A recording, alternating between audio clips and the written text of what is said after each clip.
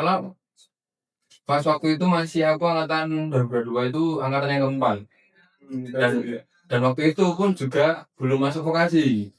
Cuman fakultas teknik dan diploma 4 gitu. Nah, waktu itu aku juga daftar di situ dan akhirnya ya alhamdulillahnya diterima seperti itu. Jadi sininya adalah sama jurusan biasa kan gitu. Oke, terus menurut Mas Misbah ini gimana sih suasana kuliah di vokasi ini? Oke, untuk kuliah di vokasi ya.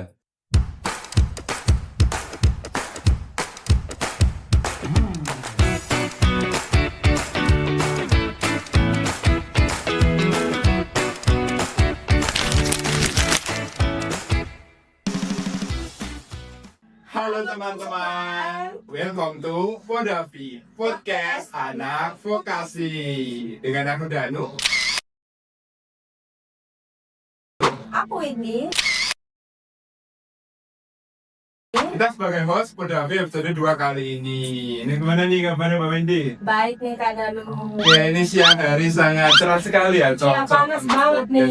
Ini tempatnya juga bagus gini kan? Ya, Semoga teman-teman enjoy ya dengerin dan nonton kita nih sepanjang podcast ini. Ya, bagi teman-teman yang nggak tahu, Podavi ini program dari PSDM BMKM FIUNY, di mana kita tuh bakal nemenin kalian nih kalau kalian mau nugas, makan, atau yang sekedar cari hiburan-hiburan aja lah buat didengerin. Di Podavi ini kita bakal nge-share banyak insight-insight menarik atau informasi-informasi menarik lah dari pembicara-pembicara yang pastinya sudah berpengalaman ya Kak Benji. betul. Iya. Nah, di episode kali ini kita bakal ngobrol bareng nih sama mahasiswa yang kayaknya udah kenyang banget Apa nih tuh? sama pengalaman di dunia kampusnya. Udah ngerasain banget dunia industri, dapat beasiswa bergengsi, menang lomba, sampai jadi ketua BEM Siapa tuh fakultas. Kak? Kepo. Langsung aja kita sambut. Mas Gustaf Syafri Masrullah. Tepuk tangan. Ya, ini dia Mas Gustaf. Gimana nih kabarnya Mas Gustaf? Alhamdulillah baik. Gimana kabar kalian? Alhamdulillah baik Baik. juga ya. Oke. Mas Gustaf, gimana nih? Udah makan belum siang ini? Waduh. Sebenarnya belum kalau di batas ya, karena tadi aku perjalanan dari Solo. Oh, Sebenarnya bukan Solo sih, tapi masih dalam Sora ya. Jadi di Kartasura itu aku juga tadi berangkat dari sana. Belum udah makan, tapi kalau di sini belum. oke. Berarti dari Solo ya Mas? Ya. Jauh gitu. Oke, ini ada makanan nih. Oh, iya. Kantin. Iya iya. Iya, sip. Ambil aja lah. Nama. Terima kasih ya Mas Gustaf udah mau meluangkan waktu untuk datang ke podcast kami gitu. Untuk memberi informasi ke mahasiswa-mahasiswa vokasi lah atau calon mahasiswa-mahasiswa vokasi ini. Oke, di sini mungkin boleh nggak Mas perkenalan sedikit-sedikit Pak? Mungkin dari teman-teman ada lah yang belum tahu. Oke, jadi perkenalkan teman-teman, nama aku Gustaf Syafri Masrullah. Aku dari Prodi D4 Teknik Elektro angkatan 2022. Di sini aku diundang sama teman-teman PSDM BMKM FIUNY sebagai narasumber di Podavi kali ini. Seperti itu. Oke Mas, terima kasih. Itu dia ya perkenalan singkat dari Mas Gustaf. Lanjut ke segmen utama di hari ini, yaitu membahas tentang pengalaman-pengalaman dari Mas Gustaf nih. Di episode kali ini judulnya apa Kak? Kuliah vokasi, no basa-basi. Asik. Mungkin Mas Gustaf saya gitu. Bantu. Ini judulnya itu ya Mas, kuliah vokasi, no basa-basi. Iya. Kuliah vokasi, no basa-basi. Siap. Nah, langsung kita main aja nih Mas. Mas Misbah kan dulu dari SMK, terus lanjut ke teknik elektro.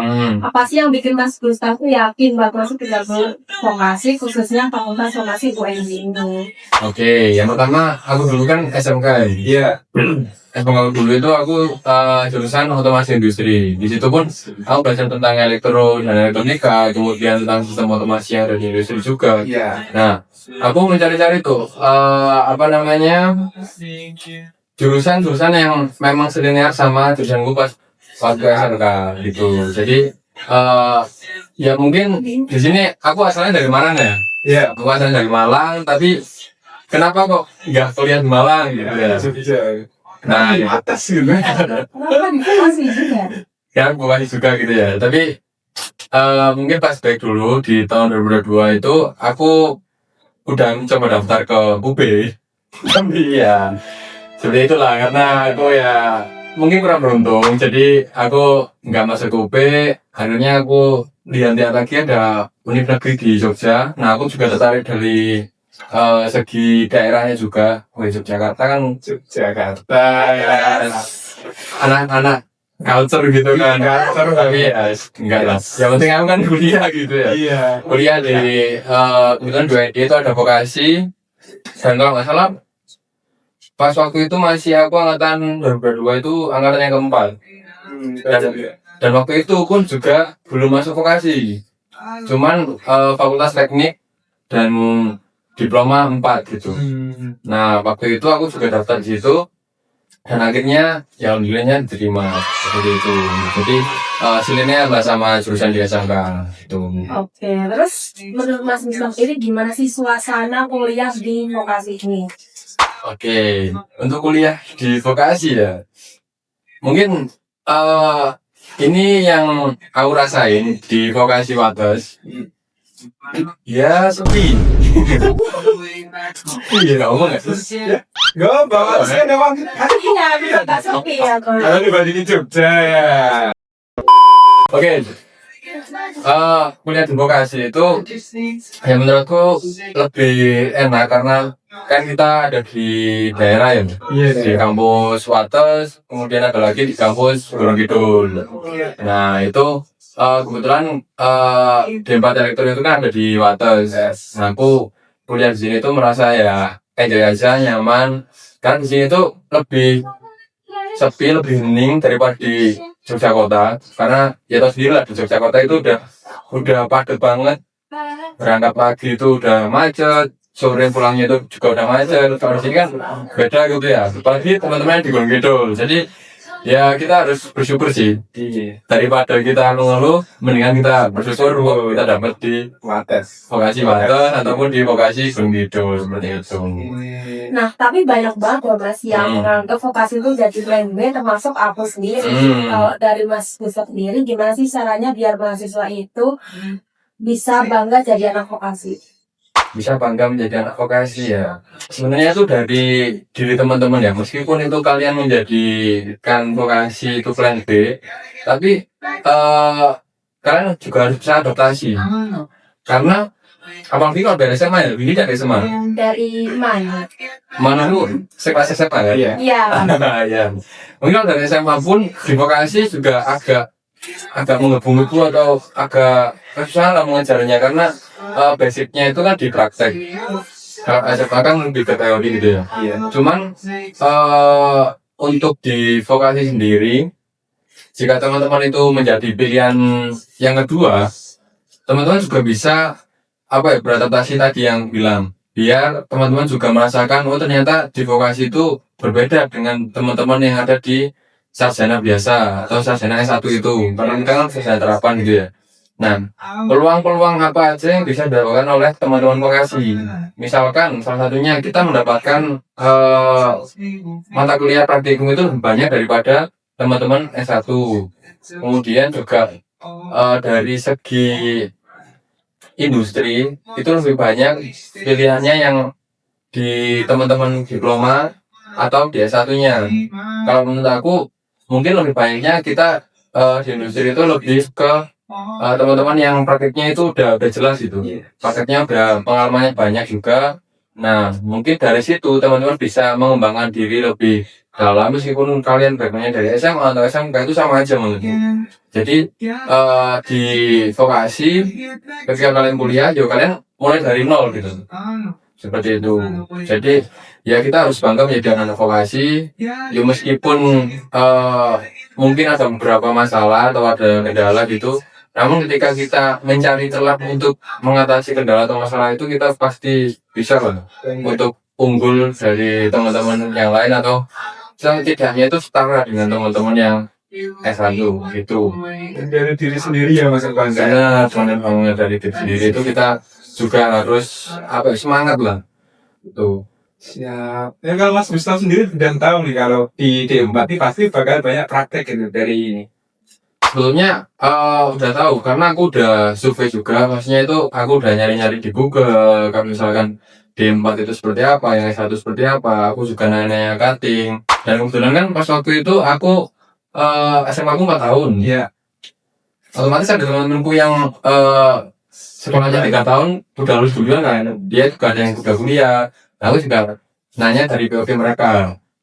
Nanya dari POV mereka itu kalau misalkan di perkuliahan itu seperti apa. Terus juga ada beberapa teman-temanku yang lebih banyaknya itu juga gak lebih banyak sih, lebih seimbang. Maksudnya ada yang S1, ada yang D4. Nah itu aku tanya kelebihan dan kurangnya apa. Jadi aku lebih tahu kalau misalkan pas aku kuliah itu D4 itu seperti apa. Apalagi di vokasi itu.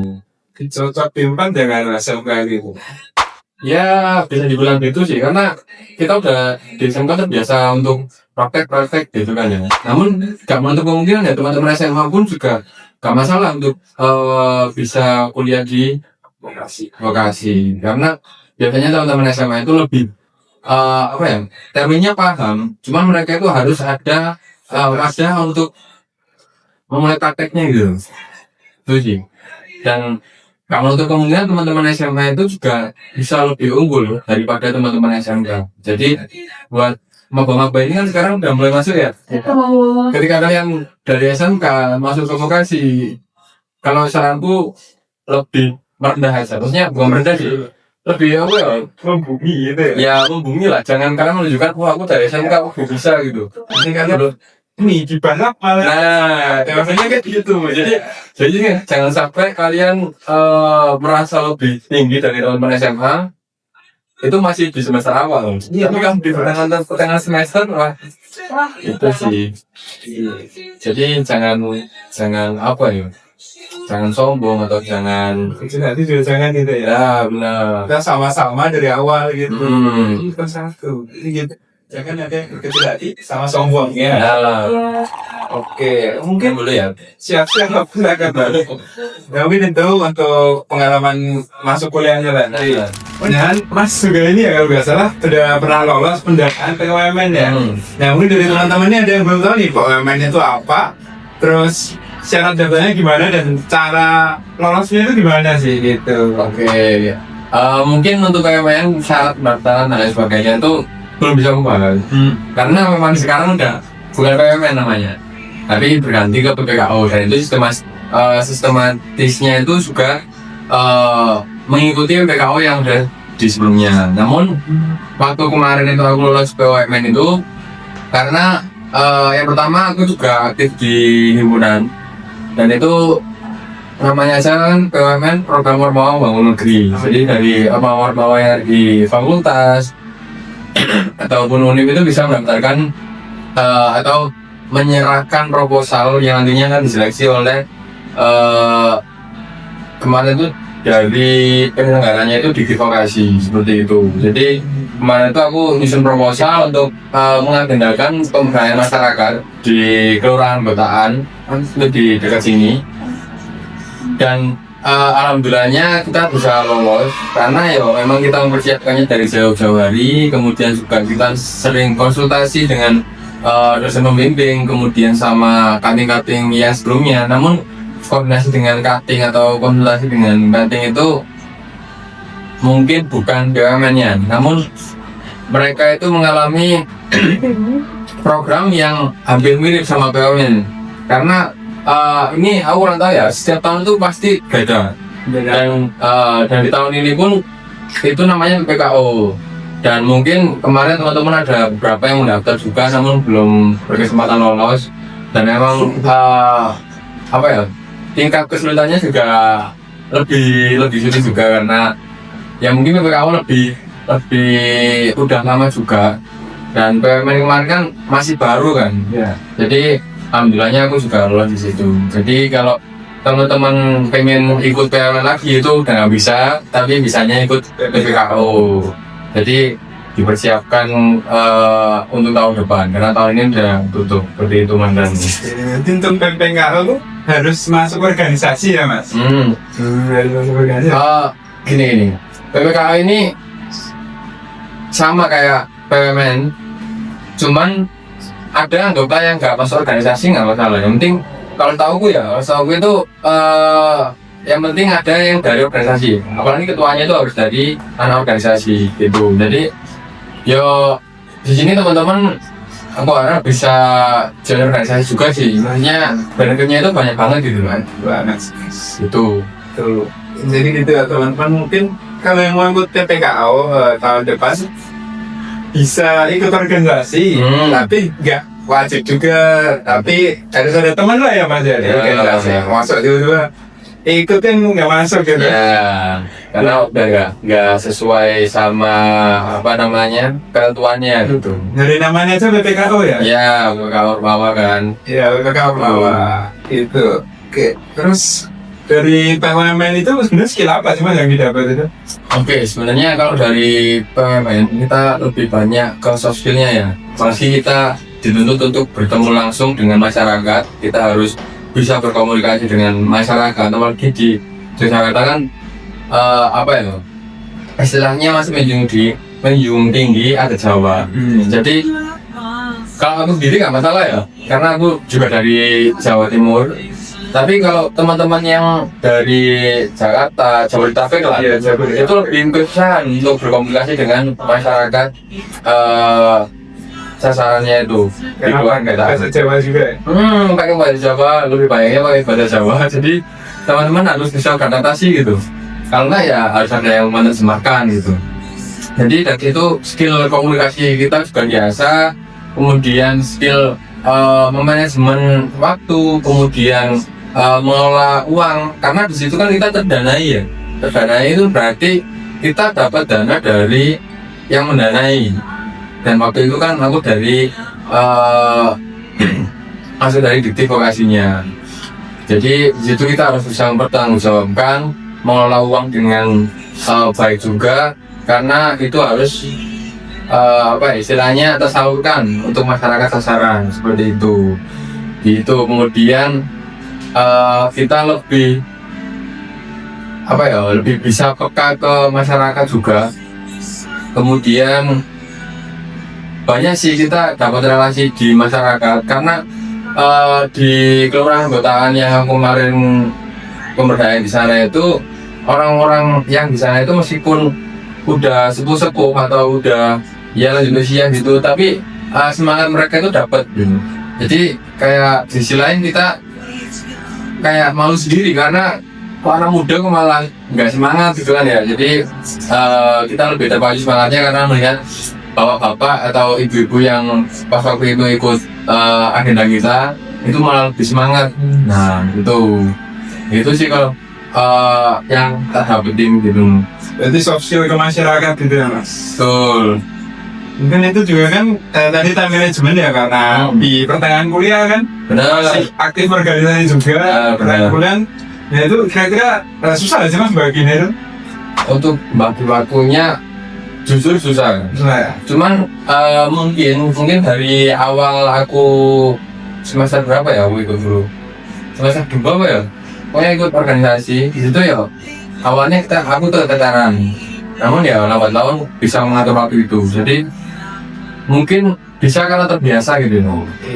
Jadi kita bisanya itu ya karena kita sering mengalami itu. Kita tahu gimana sih cara memanajemen waktu kita untuk membagi dengan waktu kuliah, membagi dengan waktu organisasi, istirahat, seperti itu. Jadi pas waktu kemarin itu aku juga ngurus di PMN itu, ngurus di himpunan dan juga kuliah.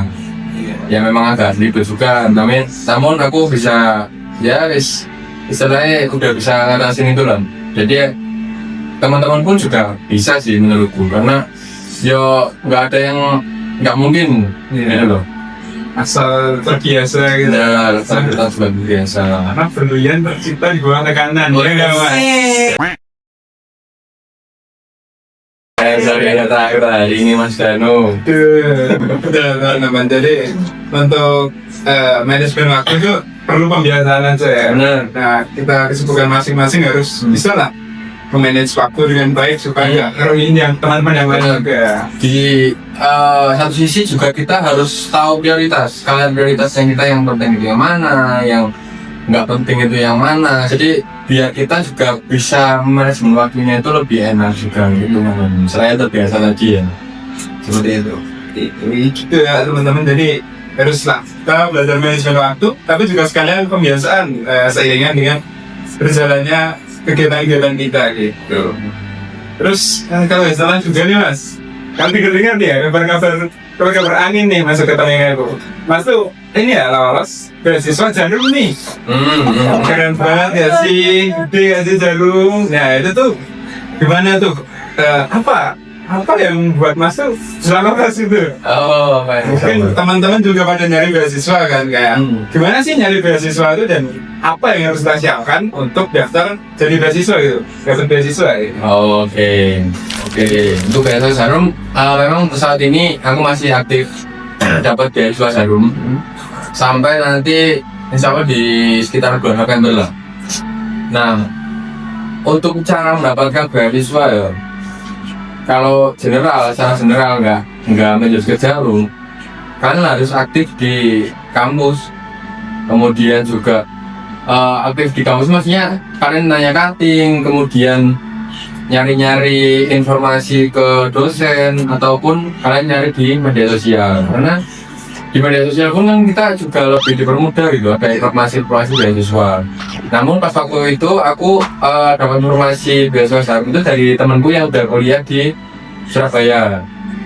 Itu dia ngomong kalau misalkan beasiswa Jarum itu lumayan juga lah, maksudnya dia bukan basicnya dari mungkin atau ketentuannya itu harus dari keluarga yang mohon maaf ini yang kurang mampu atau gimana, tapi kamu bisa ikut atau bisa daftar beasiswa Jarum itu dari kamu aktif organisasi, kamu bisa kamu berprestasi, kamu itu bisa menyantumkan sertifikat itu untuk mendaftarkan beasiswa Jarum seperti itu. Jadi basicnya itu bukan background dari keluarga, namun dari kita sendiri. Itu kita di kampus itu seperti apa. Nah waktu itu aku juga menunggu tuh dari semester 1, semester 2 itu kan masih belum bisa. Nah bisanya itu di semester 3 itu mulai pembukaan. Nah di semester 3 aku nyoba mendaftar karena di situ alhamdulillah aku udah ada sertifikat di Munan, di BEM, kemudian juga kemanitiaan itu aku cantumkan juga. Nah waktu itu tahapan-tahapannya itu ada seleksi berkas, kemudian juga tes tulis online, tes tulis offline, wawancara. Nah alhamdulillah aku lolos semuanya dan sekarang aku menjadi beasiswa Jarum Universitas Negeri Yogyakarta itu. Jadi itu harus aktif ya, aktif cari informasi, terus tanya-tanya. Oh iya, mohon maaf ya. Iya. Yang tadi kok bisa dapat beasiswa Jarum? Karena ya tadi kita aku aktif di organisasi, nah itu jadi salah satu poin plus. Jadi salah satu poin plus. Atau mungkin teman-teman yang nggak join organisasi tapi juga berprestasi itu kalian bisa daftar juga. Namun untuk tahun depan ya, tahun ini kan udah itu tuh pendaftarannya dan ini udah seleksi berkas. Mungkin di sini ada Mas Danu sama penonton Mas. Penonton ya, teman-teman yang di belakang kamera ini juga mendaftar itu. Jadi seperti itu. Namun ya beasiswa itu nggak hanya Jarum aja teman-teman. Tapi kebetulan aku dari Jarum. Nah kalian dari maba-maba mungkin yang nonton ini ya nanti itu bisa mendaftarkan di tahun depan itu kalian cari informasi selagi kalian aktif di kampus seperti itu. Terus aktif tanya-tanya, cari info, terus kalau mau poin itu aktif organisasi atau prestasi gitu ya. Iya gitu. Nah dari tadi tuh kita udah ngomongin prestasi mulu nih karena nah kita bakal lanjut ke hal yang gak kalah penting nih. Apa tuh? Yaitu leadership. Soalnya prestasi yang hebat juga lahir dari keberanian buat ambil peran dan tanggung jawab. Aku dengar Mas Gustaf ini tuh punya momen yang cukup unik nih. Apa tuh Kak? Ajar mongso bisa, tur sing bisa mongso. Artinya apa tuh Mas? Bisa dijelasin nggak Mas ini maksudnya apa gitu? Ini bahasa Jawa ya, suruh mongso bisa atau sing bisa mongso itu kalian jangan merasa bisa, cuman kalian tuh harus bisa merasa kayaknya, merasa bahwasanya kalian itu masih kurang sendiri lah, aku sendiri masih kurang, kemudian juga aku masih belum banyak ilmu yang aku punyai, jadi jangan merasa bisa gitu. Seperti yang aku bilang tadi pas waktu di awal tadi ya, kalian dari SMK daftar konvokasi jangan sampai kalian merasa kalian bisa gitu. Tapi kalian di situ harus misalnya kalau zaman sekarang itu lagi bisnisnya itu kalian harus mengusahakan belas dimanapun kalian berada gitu kan ya. Jadi ya itu dari suruh musuh bisa terus yang bisa musuh itu ya sama kayak filosofi pengosongan gelas itu tadi. Jadi kalian jangan merasa bisa, meskipun itu kalian bisa ya kan. Di satu sisi kan kita juga harus apa istilahnya ya nggak sombong juga, karena pastinya dari kita misalkan berkumpul dari aku sama Danu sama Windy juga kan pasti kalian juga memiliki poin plus tersendiri. Nah itu aku juga nggak bisa yang terlalu ya bukan terlalu sebelumnya aku nggak boleh sombong ya istilahnya kayak gitu sih. Oke, menurut Mas Bisa sendiri tuh makna dari leadership itu apa? Oh ya, untuk leadership tadi ya. Jadi teman-teman untuk leadership sendiri kemarin juga aku dapat ini pelatihan dari Jarum Bahasa Plus itu, karena Jarum Bahasa Plus selain kita dapat uang saku, kita juga dapat pelatihan salah satunya leadership itu nanti kan ya. Pertama kali building, leadership dan nation building. Nah, yang dibahas tadi kan leadership. Nah, leadership itu kan apa ya, soft skill. Tapi yang melaksanakan itu adalah leader. Iya. Jadi leadership itu adalah sebuah kemampuan dan itu bukan apa namanya tiba-tiba kita mempunyai skill itu. Jadi sering dianggap bahwasanya misalkan aku jadi ketua, terus ada orang yang ngomong, oh karena kamu bener ngomong, karena kamu bisa memimpin teman-teman. Bukan kayak itu, karena itu adalah proses atau kita bisa mempelajari soft skill itu. Jadi leadership adalah suatu soft skill yang bisa kita pelajari gitu. Jadi semua orang tuh mampu menjadi seorang leader, dan namun seorang leader pun juga belum tentu dia memiliki skill leadership. Paham ya? Jadi leader sama leadership, leader kan yang melakukan, Leadership skillnya. Cuman seorang leader pun kadang dia juga belum bisa menerapkan skill leadershipnya ini. Karena kadang ada seorang leader itu dia cuma nyuruh aja kayak bos gitu kan. Padahal leader sama bos itu tidak ada kayak gitu. Jadi si leadership pun bisa diterapin pas waktu kuliah itu.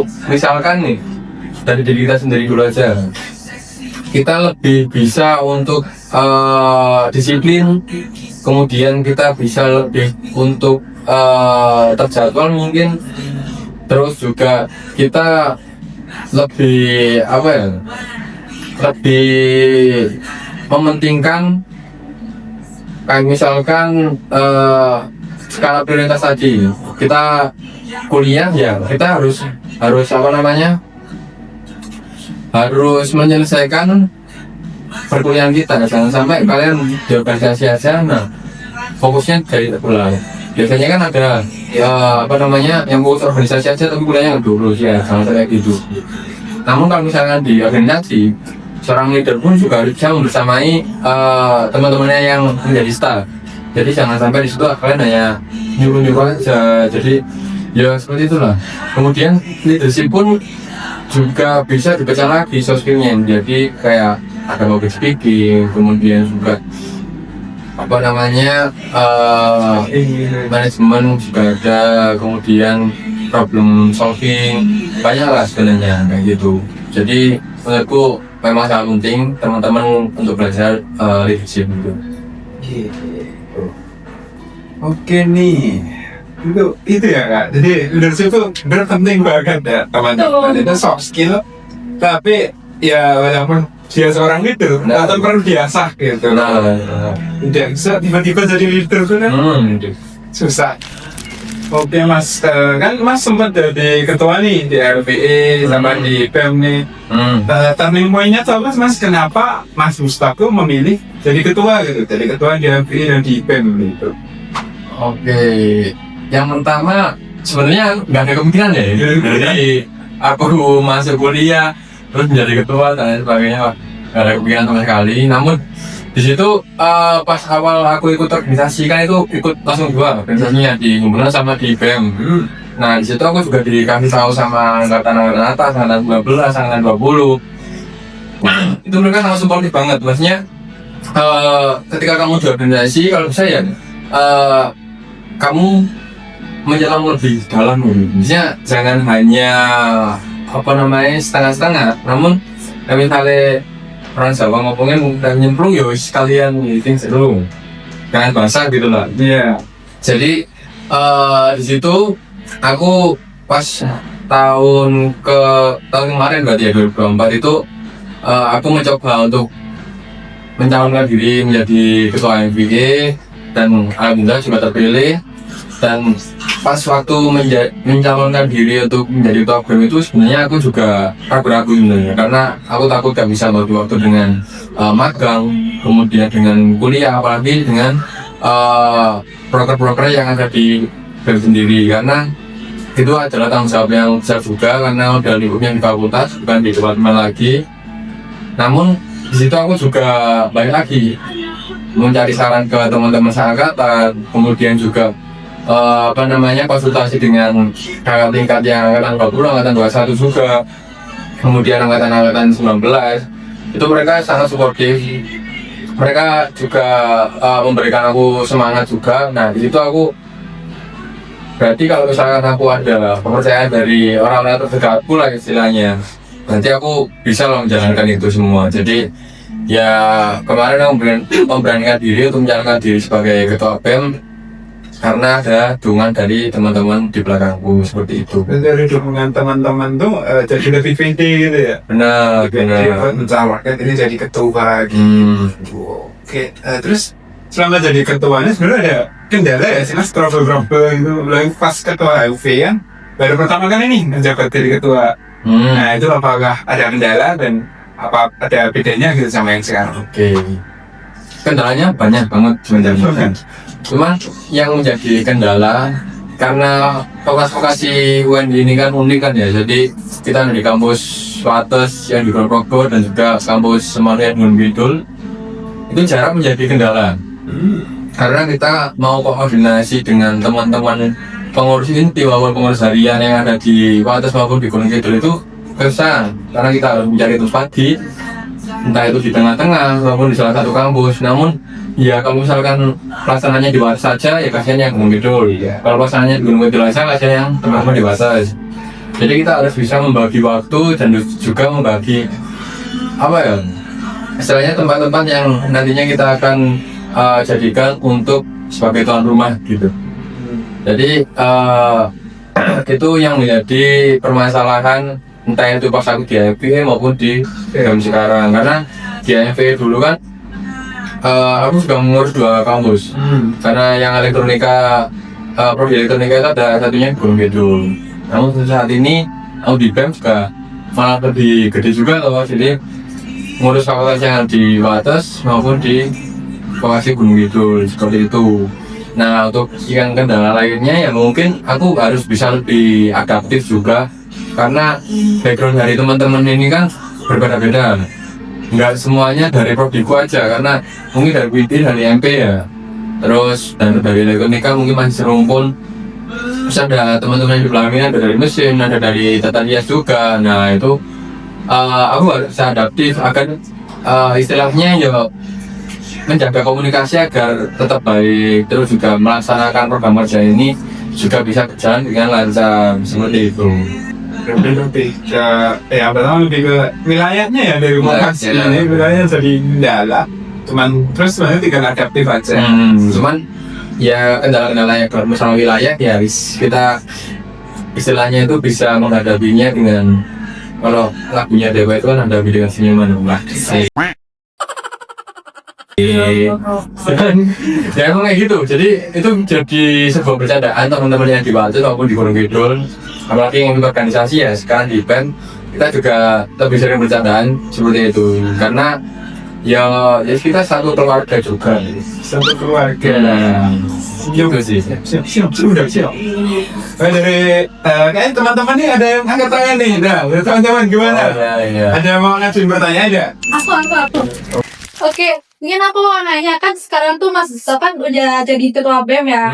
Nah, gimana sih cara Mas Gustaf buat ngilangin gap antara seorang ketua sama stafnya kayak aku? Karena tuh biasanya tuh staff tuh canggung gitu loh kalau mau ngobrol sama ketuanya. Dan gimana cara Mas Gustaf buat ngilangin gap itu?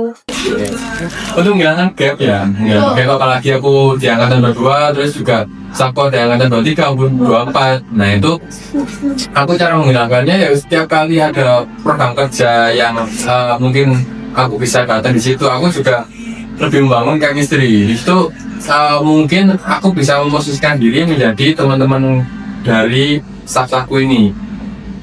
Tapi beda kalau misalkan urusannya nanti udah di forum yang formal dan itu membahas tentang organisasi, dan di situ kita tetap ada gap karena harus ada kayak gitu. Kalau misalkan aku sama staffku mungkin terlalu terlalu chemistry-nya kuat banget, itu kan jadinya istilahnya ntar anak ini jadi semena-mena gitu loh. Nah itu harus tetap ada gap, namun juga aku harus bisa membersamai teman-teman juga, dan juga nggak terlalu kaku lah. Nah aku biasanya ngajak ngobrol, ngajak bercanda, jadi nggak yang terlalu otoriter atau kayak gimana gitu kan. Nah sebisa mungkin aku menerapkan seperti itu. Jadi pas waktu rapes atau waktu kumpul sama teman-teman di organisasi itu aku selalu ngomong kalau misalkan kalian ada hal yang mau dibicarakan di luar organisasi ya silakan.